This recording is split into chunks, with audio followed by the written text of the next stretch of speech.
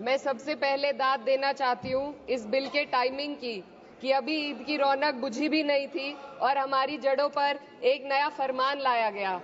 पहले उत्तर प्रदेश में मुसलमानों को नमाज पढ़ने पर रोक लगाई और फिर सौगात में ये बिल लाया गया। निसार में तेरी गलियों पे है वतन, जहाँ चली है रिवाजो गैर कि कोई ना सर उठाकर चल सके। मैं सभापति जी आपको ये बताना चाहती हूँ कि ईद के मौके पर एक विधवा महिला अपनी लड़की के साथ मेरे पास आई और उसने बताया कि वह एक वक्फ की प्रॉपर्टी में रहती है, वही उसके सर पर छत का काम भी करती है और उसकी रोजी रोटी भी वहीं से आती है। वो इस बिल को लेकर इतनी फिक्रमंद थी कि कहीं उससे वो उसकी संपत्ति ना छीन ली जाए। वो अकेली एक ऐसी महिला नहीं है, ऐसे लाखों लोग हैं जो वक्फ की गरीब महिलाएं जो वक्फ की संपत्ति से अपना रोजगार चला रहे हैं। और ये जो वक्फ बाय यूजर क्लॉज के हटाने से लाखों वक्फ की जायदाद अपना स्टेटस खो देंगी और लाखों लोग इसी तरीके के लोग सड़कों पर आ जाएंगे। वक्फ क्या है? वक्फ बाय यूजर क्या है?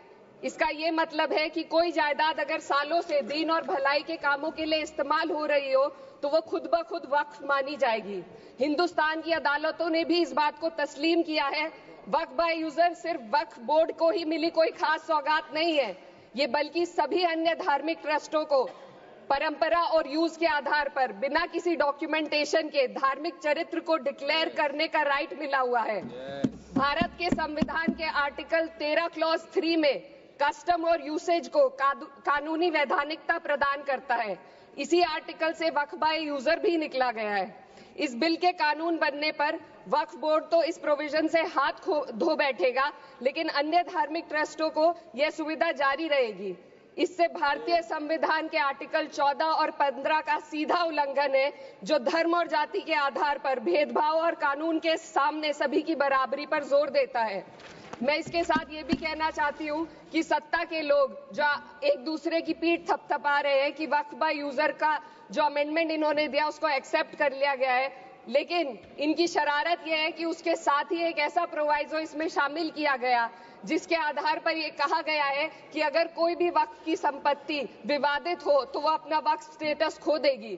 तो जो अमेंडमेंट इन्होंने दिया है, जिसको एक्सेप्ट कर लिया गया है, उसका कोई मतलब नहीं है। ये इनकी नीयत है जो साफ जाहिर हो रही है। सोने पर सुहागा एक काम और किया है। सरकार ने वक्फ की कानून के सेक्शन 107 को हटाकर लिमिटेशन एक्ट में 12 साल तक ही किसी के खिलाफ अदालत में जाने का प्रोविजन है। सेक्शन 107 में बोर्ड को लिमिटेशन एक्ट से राहत मिली हुई थी। वक्फ बोर्ड कभी भी अवैध कब्जाधारियों के खिलाफ अदालत जा सकता था। अगर ये सेक्शन ना हो तो अवैध कब्जा करने वाले लोग कानूनी प्रक्रिया का फायदा उठाकर वक्फ की प्रॉपर्टी को हड़प सकते हैं। अन्य धार्मिक ट्रस्टों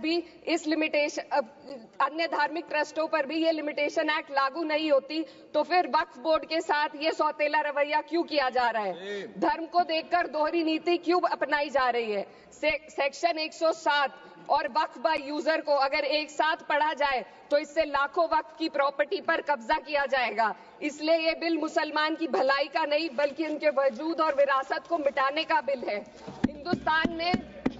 हिंदुस्तान में बहुत सारे धार्मिक ट्रस्ट हैं जिसमें उस खास मजहब के लोग शामिल होते हैं और उसका इंतजाम करते हैं। और ये बात समझ में आने वाली भी है, क्योंकि जो व्यक्ति अपने मजहब के रीति रिवाज को जितना अच्छे से समझ सकता है, किसी अन्य मजहब का व्यक्ति नहीं समझ सकता। आर्टिकल 26 क्लॉज 2 के तहत धार्मिक संप्रदायों को अपने मजहबी इदारों के एडमिनिस्ट्रेशन का हक देता है, लेकिन वक्फ बोर्ड के बारे में इसको उल्टा किया जा। Sir 2 minute sir please 2 minutes.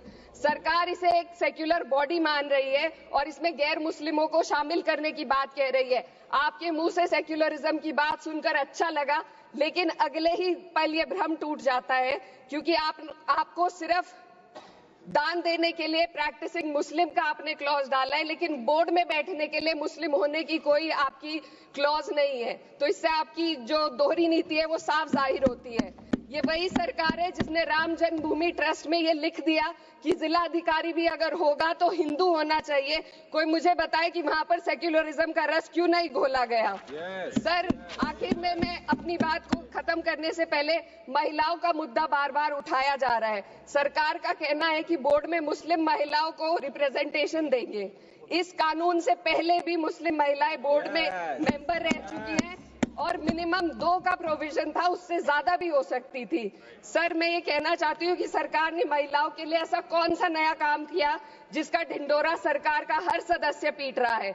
इस बात की तायीद अगर आपकी तरफ से कोई मुस्लिम महिला करती तो आप उसका यकीन भी करते, लेकिन अफसोस आपकी इतनी लंबी कतार में एक भी मुस्लिम महिला नजर नहीं आती है। सर, मैं खुद एक मुस्लिम महिला हूँ, मैं सिर्फ